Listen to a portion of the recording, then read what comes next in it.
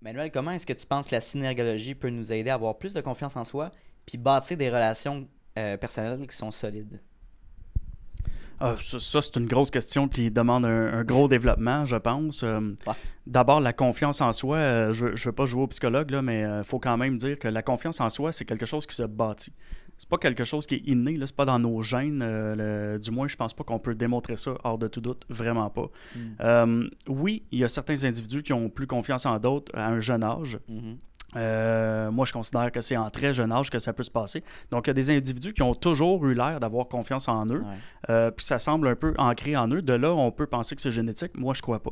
Je crois que ça peut être acquis à un très jeune âge. On parle vraiment des premiers mois, limite premières années. À l'autre opposé du spectre, pour moi, il y a des gens qui n'ont jamais eu confiance en eux de toute leur vie, même à l'âge où ils s'éteignent.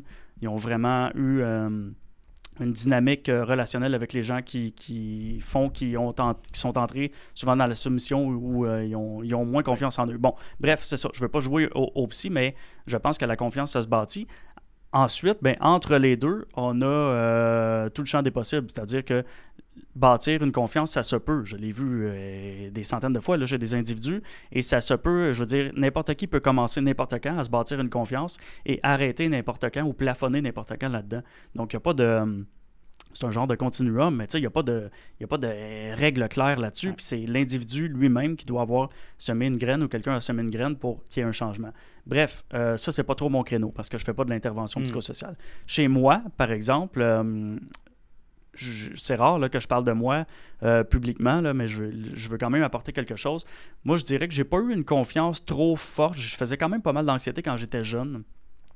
Jusqu'à, je dirais, l'âge de jeune adulte. Jeune adulte, là, on parle à l'entour de 18-20 ans, j'ai commencé à m'entraîner. M'entraîner, ça m'a donné des bons résultats physiques. Là. Fiez-vous pas trop à ce que vous voyez aujourd'hui, c'est plus trop le cas.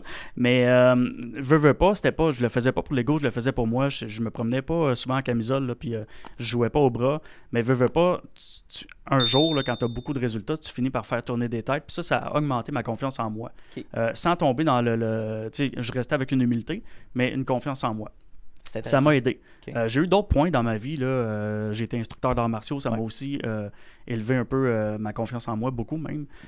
J'ai eu d'autres points. Puis un des points qui a fait que j'ai vraiment gagné encore une fois là, une confiance en moi. Puis aujourd'hui, je considère que ma confiance en moi est à 100%. Puis là, je parle pas d'assurance, de surassurance. Hein. Je parle pas d'un ego démesuré ou d'arrogance. Je parle juste, je connais ma valeur. Ouais. J'ai confiance en moi. Point. Je me pense pas meilleur qu'un autre. Je fais pas dans le narcissisme. Rien de ça. C'est différent. Là. Bref. Mais une des dernières choses qui m'a aidé à aller chercher le petit gap qui me manquait dans la confiance en moi, c'est quand j'ai étudié la synergo. Je me suis rendu compte de quelque chose qui je m'attendais pas à voir. Je me suis rendu compte que 100% des individus que j'ai rencontrés dans ma vie jusqu'à aujourd'hui finissent par démontrer des indicateurs non-verbaux liés au malaise. Ça veut dire que moi qui pensais qu'il y avait des gens qui étaient très, très, très confiants dans la vie, là, puis qu'il n'y avait rien à leur épreuve, puis eux, ils ne doutaient jamais, ben, je les ai déjà vus au moins une fois avoir des micro-mouvements qui étaient liés au malaise. Donc, autrement dit, tous les individus de la planète, selon moi, finissent par ressentir le malaise à une fréquence diverse et à une intensité diverse. Il y a des gens qui le ressentent peu souvent et de façon moins intense, mais dans tous les cas, tout le monde l'est. Donc, quand j'ai compris que même les gens les plus confiants en apparence étaient parfois malaisés. Je me suis dit, OK, mais ces gens-là aussi sont vulnérables. Là, Oui. donc, je me suis dit, ben, moi aussi, c'est normal, en fait, que je sois nerveux, que je fasse de l'anxiété, que je suis malaisé. Aujourd'hui, j'ai plus grand-chose de ça. Mais ça a comme normalisé le truc. Puis, ça m'a permis de comprendre que, justement, finalement, les gens les plus confiants au monde se vulnérabilisent à leur insu quand on est bien formé.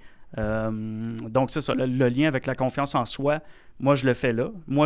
Pour moi, ça a été ça. Ça ne veut pas dire que pour les autres, c'est le même.